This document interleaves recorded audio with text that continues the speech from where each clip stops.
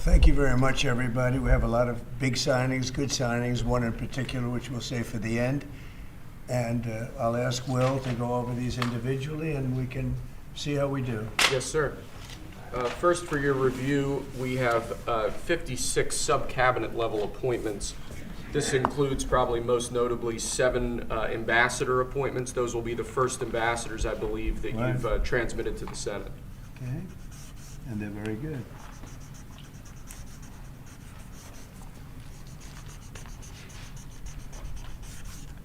Okay. Thank you, sir.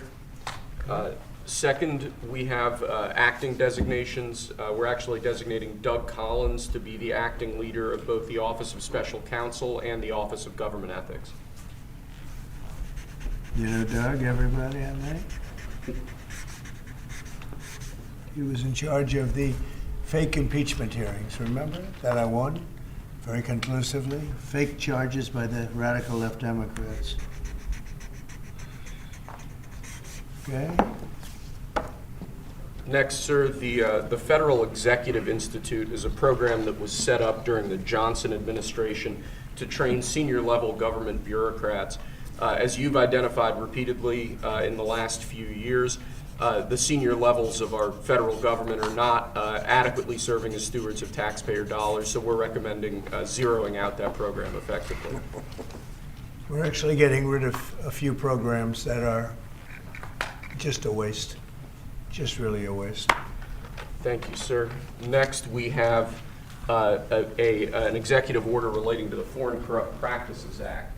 As you've repeatedly identified, the way that this act has been enforced over the years has been devastating to American business opportunities and business competitiveness abroad. We are essentially ordering the Department of Justice to use its prosecutorial discretion in a way to ameliorate the negative effects of the Foreign Corrupt Practices Act, to allow Americans to do business abroad, and to allow our foreign partners to do business with Americans without fearing unjust prosecution. And for those of you that know this, it turned out to be, it sounds good on paper, but in practicality it's a disaster. It means that if an American goes over to a foreign country and starts doing business over there legally, legitimately, or otherwise, it's almost a guaranteed investigation, indictment, and nobody wants to do business with the Americans because of it. Nobody wants to do business. They say, look, we can deal with China, they can do whatever they want. We can deal with Russia, we can deal with anybody, and we have a normal life. You deal with America, the FBI gets over there. They don't investigate death and murders on the street in New York and Los Angeles. They go over and investigate a business guy trying to do business. So it made it very, very hard from a practical standpoint to make deals. They want to deal with the Americans, but they don't want to be under investigation every time they speak to American, every time an American makes a phone call to somebody in a different country. It's a disaster for this country. And I guess it was a Jimmy Carter concept, and it sounds so good, but it's so bad. It hurts the country, and many, many deals are unable to be made because of it. Nobody wants to do business because they don't want to feel like every time they pick up a phone, they're going to jail. So we'll sign this, and it takes courage to sign it because you only get bad publicity when you sign it. It sounds so nice, the title is so lovely, but it's an absolutely horror show for America. So we're signing it because that's what we have to do to make it good.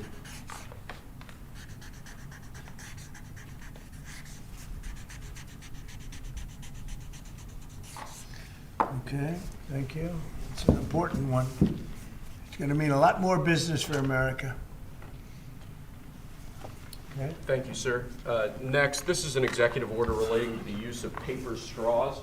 As you've consistently identified, nobody really likes paper straws. Number one trending. Can you believe it? A paper straw was number one trending for 3 days or something. The environmental impact of plastic straws versus paper straws is entirely unclear. This has cost both the government and private industry an absolute ton of money and left consumers all over the country wildly dissatisfied with their straws. So we're asking aspects of the federal government, federal departments and agencies to look at their existing procurement processes, and we're asking your Domestic Policy Council to look holistically at this issue to address it, and it really is something that affects ordinary Americans in their everyday lives. We're going back to plastic straws. These things don't work.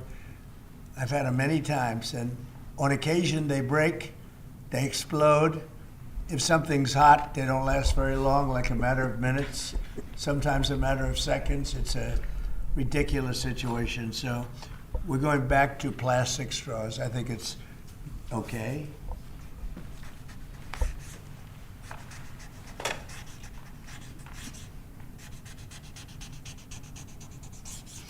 And I don't think that plastic's going to affect a shark very much as they're munching their way through the ocean. Okay.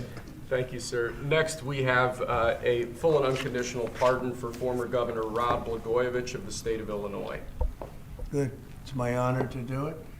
I've watched him. He was set up by a lot of bad people, some of the same people that I had to deal with. He wasn't quite as successful, but he had somebody that saw what was going on. I didn't know him other than I believe he was on The Apprentice for a little while. He was just a very nice person. He had a fantastic wife. She fought like hell to get him out. He was given a sentence of like 18 years, and it was a sort of a terrible injustice. They just were after him. They go after a lot of people. These are bad people on the other side. So I think he's just a very fine person, and this shouldn't have happened, and it shouldn't have happened to him, and let him have a normal life and let him go out and do what he has to do. So I'm signing this as a full pardon. Rod Blagojevich. Mr. President, are you considering him for ambassador to Serbia? No, but I would. I mean, he's now cleaner than anybody in this room. He got a pardon. He's cleaner than anybody in the room. Okay. Thank you, sir. Next, in 2018, you imposed ad valorem duties, tariffs on imports of steel at a 25% rate. Since that time, a large number of exclusions and exceptions to that tariff rule have been implemented. Because of the damage to the United States steel industry that those exceptions and exclusions have imposed, we're now, this order would reimpose that 25% ad valorem tariff rate on imports of steel, and it's presented for your signature now. Okay. Do you understand what that means? It's a big deal. It's a big deal. This is the beginning of making America rich again.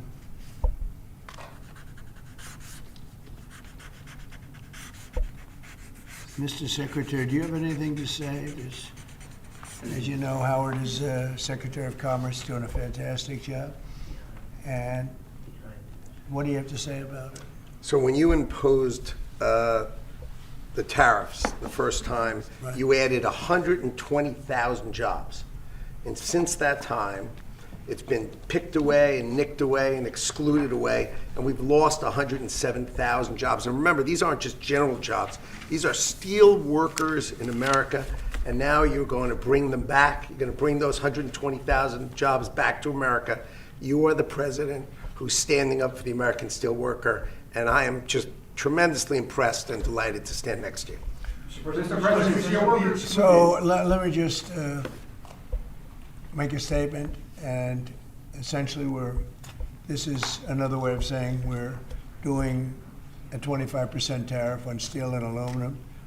So the failed American trade policies have led our once incredible United States steel and aluminum industries, once incredible, they're not now, but they're not bad. I saved them because of my first term, totally saved them. If I didn't do what I did, I put massive tariffs, not the highest level, but pretty massive tariffs. We took in a lot of money and we took in a lot of jobs, but we were being pummeled by both friend and foe alike. Our nation requires steel and aluminum to be made in America, not in foreign lands. We need to create, in order to protect our country's future, a resurgence of U.S. manufacturing and production, the likes of which has not been seen for many decades. It's time for our great industries to come back to America. I want them back to America. This is the first of many, and you know what I mean by that. We're going to be doing others on other subjects, topics. Protecting our steel and aluminum industries is a must, and today I'm simplifying our tariffs on steel and aluminum so that everyone can understand exactly what it means. It's 25% without exceptions or exemptions, and that's all countries, no matter where it comes from, all countries. If made in the United States, however, United States of America, there is no tariff, zero. So if it's made in the United States, there is no tariff. All you have to do is make it in the United States. We don't need it from another country.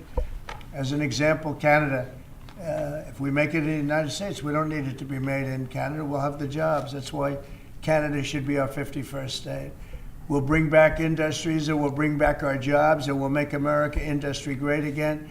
So essentially, we're putting on a 25% tariff without exception on all aluminum and all steel.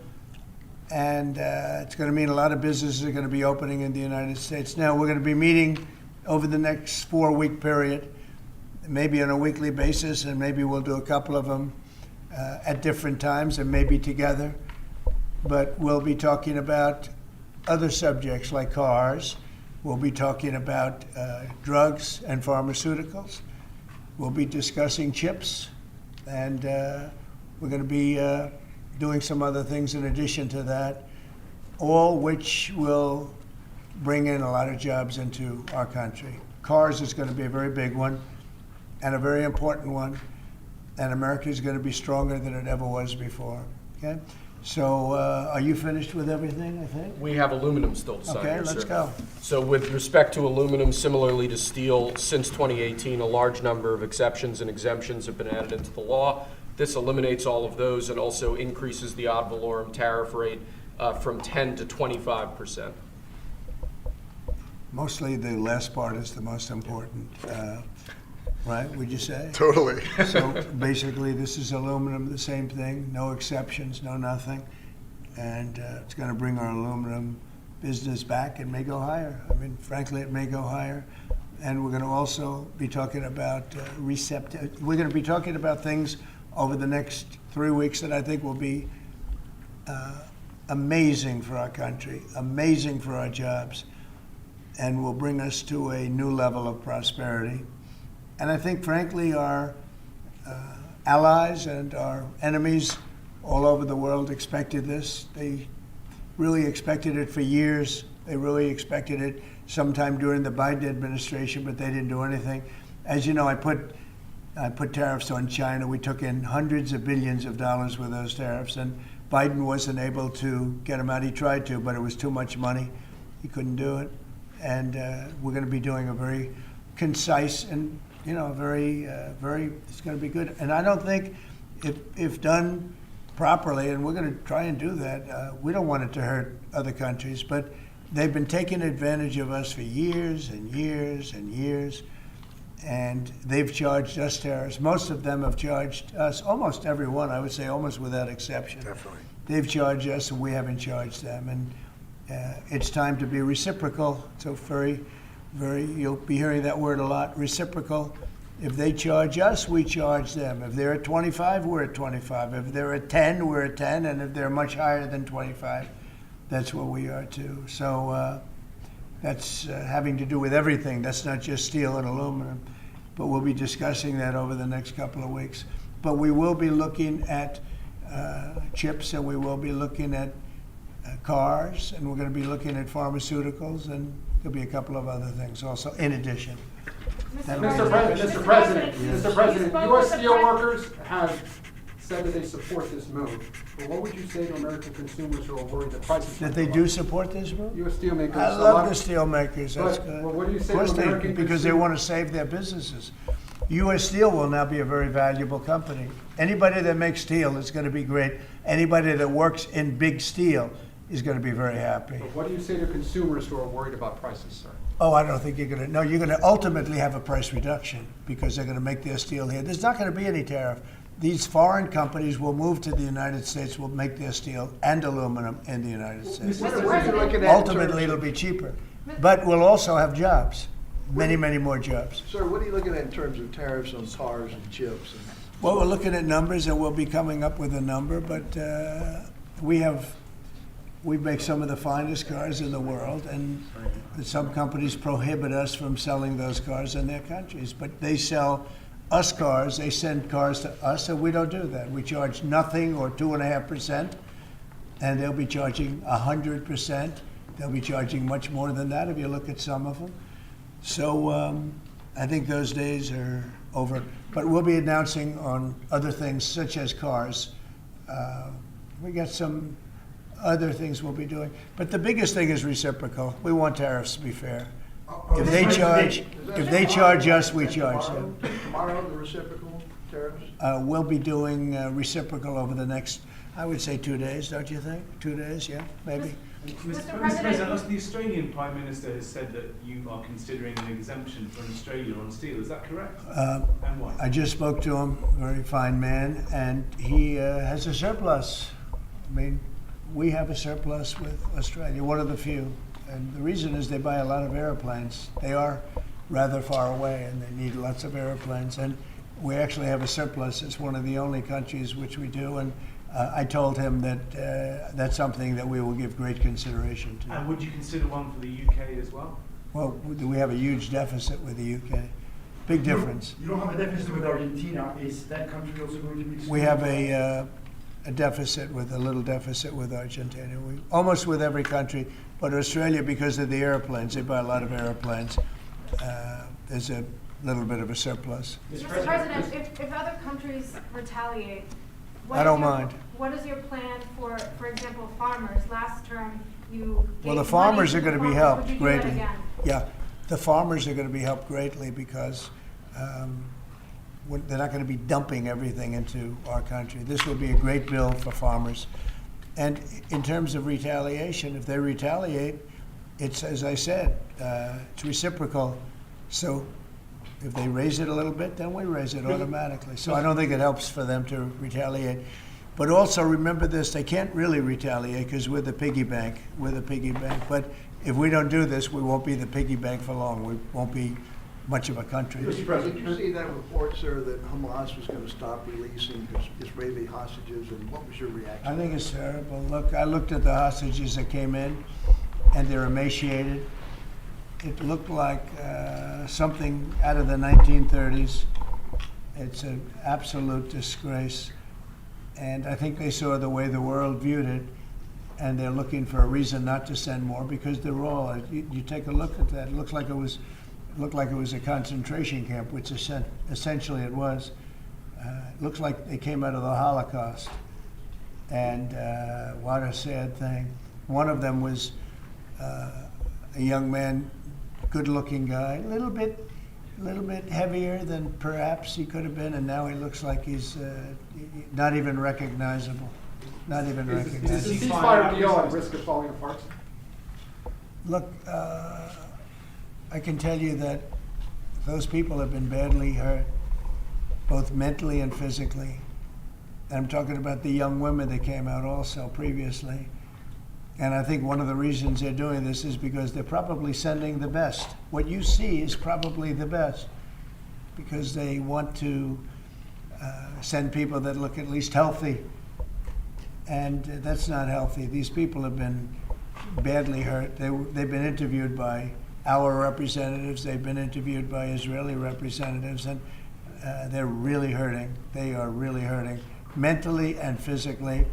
And I think Hamas is looking at that and saying, well, it's not going to get much better than that because they probably send out their best as a representative, and they've got more to send out, and they probably feel that they can't do that because it's not going to make them look very good. Is the But ceasefire now over, if Mr. they President? delay that, sir, should the ceasefire then be off? Well, I would say this, and I'm going to let that because it's Israel's decision, but as far as I'm concerned, if all of the hostages aren't returned by Saturday at 12 o'clock, I think it's an appropriate time. I would say cancel it and all bets are off and let hell break out. I'd say they ought to be returned by 12 o'clock on Saturday, and if they're not returned, all of them, not in drips and drabs, not 2 and 1 and 3 and 4 and 2. Saturday at 12 o'clock, and after that, I would say all hell is going to break out. And I don't think they're going to do it. I think a lot of them are dead. I think a lot of the hostages are dead. I think it's a great human tragedy what's happened. How people can be that mean to do.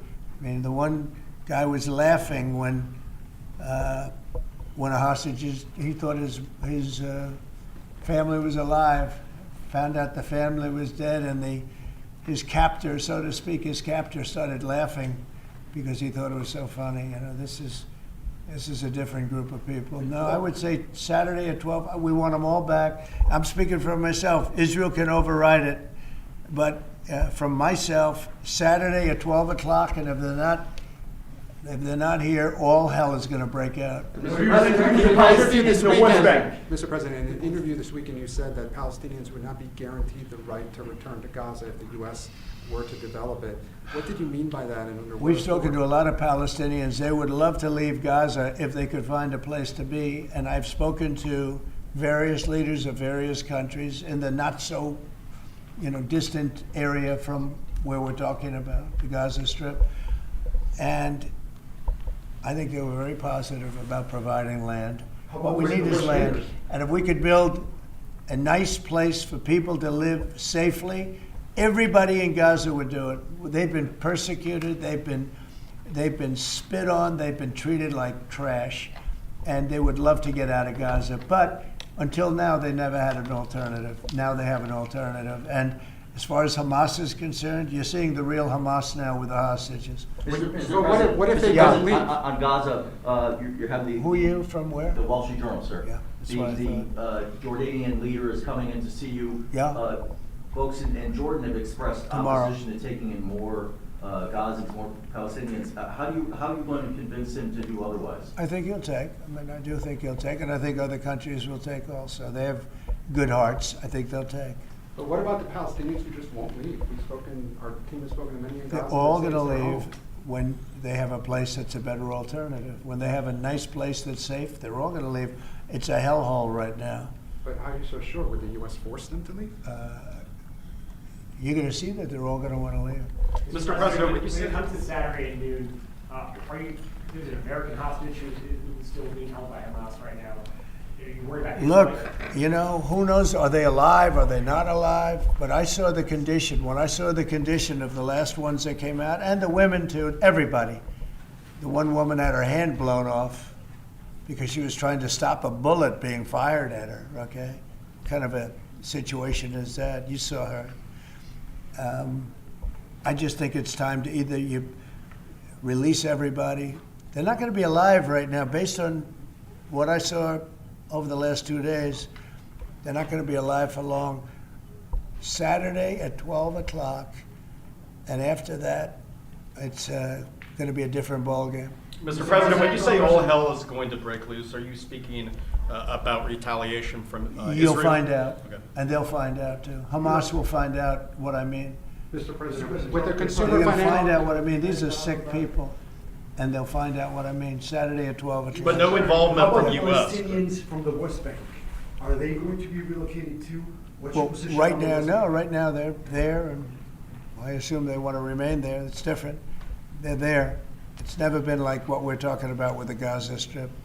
So they're going to continue, you have no No, plan? no, I no plans there. Mr. President, regarding the Consumer Financial Protection Bureau, Democrats, including Elizabeth Warren, have said that by freezing it, it's giving big banks and giant corporations the green light to scam families. Your response? Pocahontas, the faker. That was set up to destroy people. She used that as her little personal agency to go around and destroy people. And she's a fake. Just like she said she was an Indian, and she wasn't an Indian. You have more Indian blood in you than she has. She went to college based on the fact that she was an Indian. She got jobs based on the fact that she was an Indian. She's a fake. That was set up to destroy some very good people, and it worked. I mean, it worked. A A lot of great people. I'll tell you, before I ever heard the term, people would come up to me in the Midwest and areas that say, "Sir, I'm being destroyed by them." They use that to destroy people. She's a nasty woman. She's a really nasty woman, despite her phony beer commercial.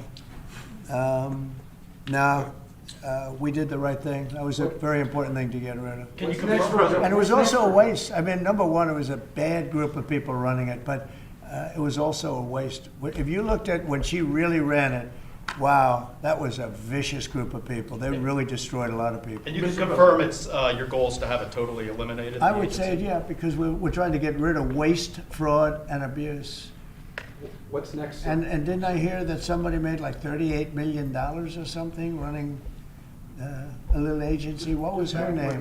What was her name? And what did she do? And what was that all about? All the money that she made? Does anybody know?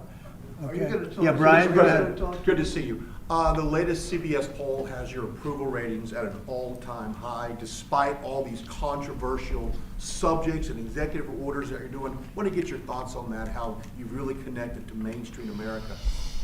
Yeah, I have high approval ratings because I'm using common sense, whether it's getting men out of women's sports. I mean, have you seen what goes on with the boxers and with the weightlifters and with the swimmers and everything? It's so ridiculous. And I think it's a 90% issue. And, the amazing thing, the Democrats are still fighting for it. It's crazy. It's crazy. I think we should go to Congress also, have that cemented and, make it indelible. But it's, to me, it's all common sense. Who wants an open border where prisons are dumped into our country, where prisoners are led into our country, many of whom are murderers, many of whom murdered far more than one person, and they're now roaming our country? Who wants that? I mean, it's terrible. Steve, I'd like you to say a couple of words about it. Yes, well, as you know, Mr. President, since you issued your day one executive orders, border crossings are down approximately 95%. You talk to agents on the line, in their entire careers, they've never seen crossing days as low as what they're experiencing right now. The cartels, in fact, are enormously frustrated because they've never seen a clampdown like this before in American history. There are people who were working at Border Patrol back when it was at INS in the 80s and 90s. They've never seen a day like this. That's because you've mobilized the 10th Mounted Division, the Marines, the entire U.S. military. They're erecting physical miles of barrier, temporary and ultimately permanent, every single day. You have all of your border agents pushed to the front line. They're not doing the humanitarian processing, quote unquote, that Biden was doing. They're doing law enforcement and national security. They're interdicting weapons and drugs. They're interdicting violent, high-threat criminals. And the U.S. military is repatriating illegal immigrants at a pace and a skill that has never occurred before in American history. And those who are committing human trafficking and child trafficking are being prosecuted for felony offenses, and they'll be doing hard time in jail. There's never been a lockdown like what you have implemented through your orders and vision since you took the oath of office. What's your thoughts on DOGE? Wednesday at 10 a.m. they're having their first subcommittee, going to focus on the fraud in Medicare. Yeah, before I discuss that, I just want to add to what Steve said. And we want people to come into our country, but we want them to come in legally. They have to go through a process. And we have to know that they haven't killed 9 people, or they haven't killed, like in one case, five people. And they're out on the loose, and we're all looking for that particular individual. This was all led in by Biden and the group of stupid people, bad people and stupid people. Some are bad, some are stupid, some are both. But I'll tell you what they've done to this country. But we're cleaning it up, and hard to believe I can say it. It'll be better than ever before. But we have a lot of bad people we have to get at. We're searching out for a lot of them. I think Tom Holman and Christie are doing an unbelievable job. Christie, no, they're doing an unbelievable job. They're taking out massive numbers of people. And you notice every country is accepting those people back. Remember, everyone said, oh, they'll never accept them. They're all taking them back. They have to. They're all taking them back. Every single country is taking them back. I don't know if they want them or not. I don't imagine they do, but they're taking them back. Are you concerned about ICE? Mr. President, back on Gaza, you talked with Fox News about the billions of dollars we pay for Jordan and Egypt every year. Would you withhold aid to these countries if they don't agree to take in the Palestinians? Yeah, maybe. Sure. Why not? You Is mean that if part they of the don't deal that agree? you mentioned? If they don't agree, I would conceivably withhold aid. Yeah. Are you going to talk to Prime Minister Netanyahu about the Saturday deadline? Sure. I mean, it's just my deadline, but Yes, sir. they may change it. But I think it's, I've seen too many people come out. They look like Holocaust victims from many years ago. I've never seen anything like it. I didn't think this could happen in this world today. You know, we think we have a civilized world. It's not civil. These are bad people we're dealing with. So that would be my suggestion. And he can open it up or not open it up, but that would be mine. Do you have anything to say about that? Your commerce, but you have a lot to say from the standpoint of your faith and your religion. Go ahead. So it's amazing that 4 years of nothing, and then you come in and you immediately start to move the needle. You have hostages coming out. You send Steve Witkoff, who's done an amazing job for you. You're changing the Middle East. You're supporting your ally Israel, and I, for one, can't be more impressed with the outcomes that you have driven. And choosing this Saturday to save people's lives or just be done with it seems like just the right choice. But I think it's time to come up with a date. It's Totally. What are we going to do? Keep every week 2 people, 3 people? No, I don't think you can do that anymore. So you This had is- this- These are very seriously endangered people. These are endangered people. I don't think they're going to last very long. And Mr. President, were you You know, the people that came out yesterday, they wouldn't last very long. Were you ruling out any U.S. involvement in whatever happens after this deadline? We'll see what happens. We'll just see what Will happens. you talk with Zelensky this week, sir? Yeah, probably. And by telephone, what's your message? He wants to make a deal. Let's see. Let's see. We're dealing with him, and I think they both want to make a deal, but we'll have to see. It's got to be done. What is Zelensky? Would have never happened if I were president. This would never have happened. Millions of people are dead. What will Zelensky have to give up, if anything? We'll talk about that later. Because Your reaction to a judge today continuing a pause on the buyout program for federal workers? well, I don't know how you can lose a case like that. We're talking about people, you know, everybody. I got elected on making government better, more efficient, and smaller.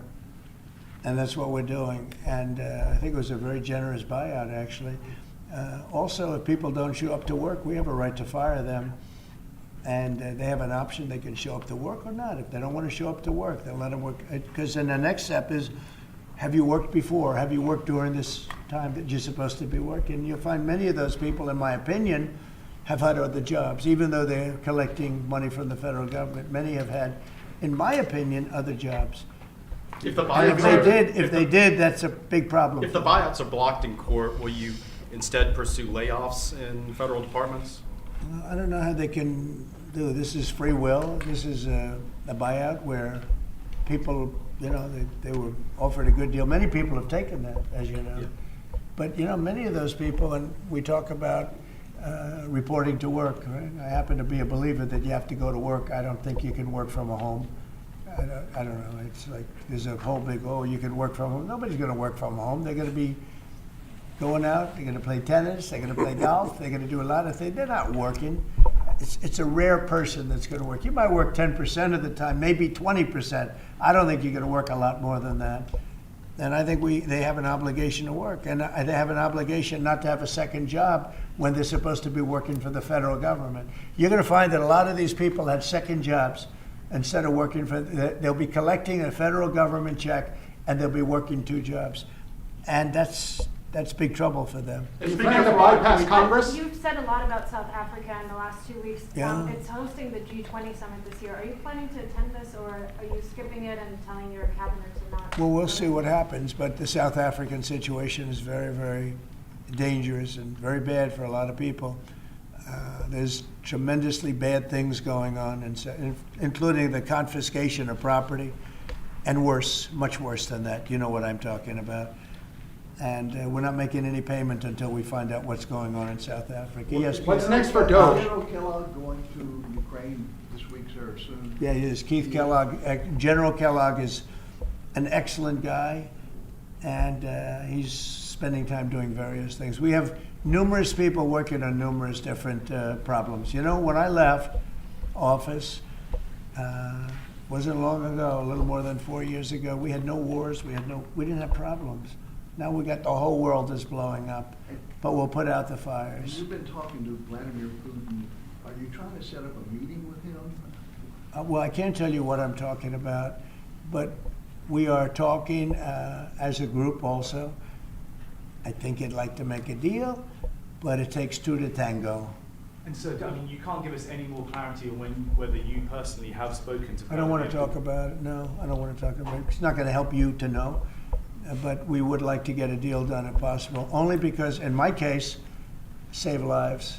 You know, we're much further away. Remember, we have an ocean separating. They don't. Europe should be paying what we're paying, and Europe has done it more in the form of a loan than with us. We just give it. You know, Biden gives it because he's not a smart individual, not a very smart individual. We have people over there today who are making a deal that as we give money, we get minerals and we get oil and we get all sorts of things, because why are we doing this? And all this money, we're in for maybe 350 billion and Europe's in for 100 billion. And Europe's in really as a form of a loan. In theory, they get that money back. In theory, they get interest on their money. It's a whole different ballgame. And Biden is the one that started doing this. Every time Zelensky came here, he walked away with $60 to $100 billion. I think he's one of the greatest salesmen who have ever lived, by the way. Can you discuss your intentions with the Kennedy Center, which you're now Yeah. the board chair of? So we took over the Kennedy Center. We didn't like what they were showing and various other things. And I had a lot of the board members already, as you know, and we have some that will be replaced. But we have, I guess, a whole new group of people going in. I have Rick Grinnell, who's got some experience in that world. He's very good. Going to be handling it on a temporary basis. I think he'll do a great job, but we're going to get some great professionals. I'm going to be chairman of it, and we're going to make sure that it's good and it's not going to be woke. There's no more woke in this country. This woke has cost us a fortune and cost us our reputation, but the reputation's coming back very, very rapidly. Thank you very much, everybody. With regards to the Thank you. penny, sir. The penny. Penny is gone. The penny's gone. Is the nickel next? What about the dime? What about anything? Good luck. And The your penny message- is gone. your message to The Taylor penny, Swift. the penny cost this government a Taylor lot. Swift. Thank you very much. Thank you, President.